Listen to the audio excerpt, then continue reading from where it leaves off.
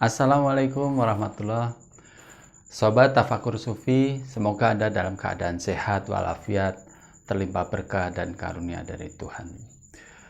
Para filosof tidak mendapatkan ketenangan dari ilmu yang mereka tekuni, yaitu ma'rifat dan hakikat. Ketika mereka menemukan ma'rifat hakikat, mereka hanya mampu untuk mendapatkan kepuasan, dan mereka merasakan kepuasan tentang ma'rifat dan hakikat, tentang sebuah kebenaran hidup. Namun di dalam lubuk hati mereka yang lebih dalam, bahwa mereka tidak mendapatkan kepuasan di dalam ilmu ma'rifat dan hakikat tersebut. Karena pada hakikatnya kepuasan ada pada di mana ilmu ma'rifat dan hakikat tersebut dapat dilakukan atau diamalkan dalam wujudnya, yaitu akhlakul karimah.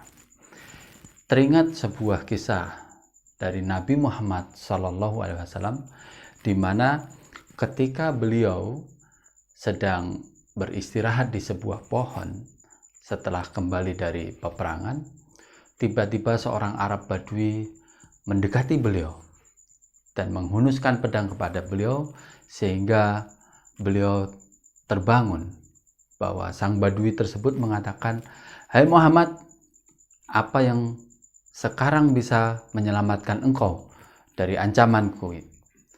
Lalu Nabi Muhammad SAW dengan tenang dan suara penuh keberkahan dan wibawa, beliau mengatakan, "Hanya Allah yang akan menyelamatkanku." Namun apa yang terjadi, sobat? Perkataan Allah yang keluar dari mulut Nabi Muhammad SAW begitu agung, begitu menggetarkan hati dan keberanian seorang Badui tersebut, dan akhirnya Badui tersebut tidak menyadari bahwa tanpa sadar pedang tersebut jatuh di hadapan Rasulullah SAW. Lalu kemudian Rasulullah SAW mengambil pedang tersebut dan kembali berbalik mengacungkan kepada sang Badui tersebut, "Sekarang siapa yang bisa menyelamatkan engkau?" Lalu sang Badui tersebut tergagap-gagap dan dia tidak bisa menjawab apa-apa. Dan kemudian Rasulullah mengatakan bahwa, "Pergilah engkau dariku. Belajarlah baik-baik tentang keberanian dan tentang akhlak." Lalu dalam kisah tersebut, sang Badui tersebut karena melihat ketegaran, kekuatan, dan kewibawaan Nabi Muhammad SAW, tidak ada ketakutan yang terpancar dari rona wajah Nabi Muhammad SAW, yang kemudian mendorong sang Badui tersebut untuk memeluk Islam dan mendalami ilmu-ilmu dari Nabi Muhammad SAW.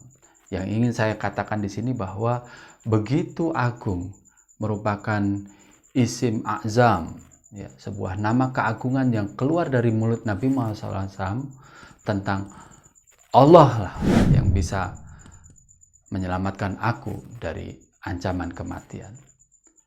Jika kita melihat hari ini bahwa perkataan Allah yang keluar ini tidak akan mampu memberikan efek, ya, dan satu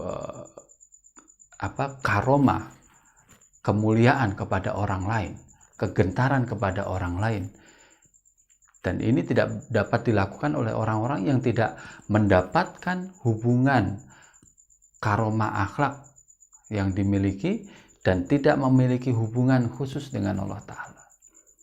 Kita tahu banyak sekali di luar sana yang begitu bersemangat ingin mewujudkan dan mendakwakan Islam, yang terlontar dari mulut mereka adalah Allahu Akbar, yang tidak memberikan dampak, ya, ketakjuban dan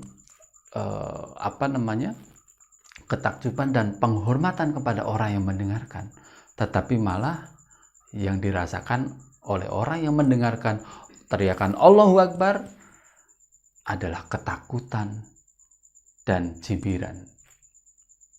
Nah, ini kita bisa melihat bagaimana orang-orang yang mengatakan Allahu Akbar tidak memiliki hubungan khusus dengan Allah Ta'ala. Mereka terkecoh dengan Tuhan-Tuhan yang mereka hayalkan, Tuhan-Tuhan yang mereka anggap benar. Padahal dalam diri mereka tidak terpancar, tidak terjalin hubungan yang sejati dengan Allah Ta'ala. Sehingga kata-kata Allah yang keluar dari mulut mereka menghasilkan resultnya adalah cibiran orang lain, orang merasa takut, orang tidak merasa damai. Tetapi berbeda dengan apa yang dikeluarkan dari mulut Rasulullah SAW, ya, isim azam Allah, sehingga menggetarkan orang dan orang merasa tenang dan orang merasa salut, kagum untuk mencari siapa wujud Allah Ta'ala. Inilah dakwah yang benar. Semoga kita mampu menjalin hubungan dengan Allah Ta'ala sebaik-baiknya dan memperbaiki akhlak kita sebaik-baiknya pula. Saya undur diri. Assalamualaikum warahmatullahi wabarakatuh.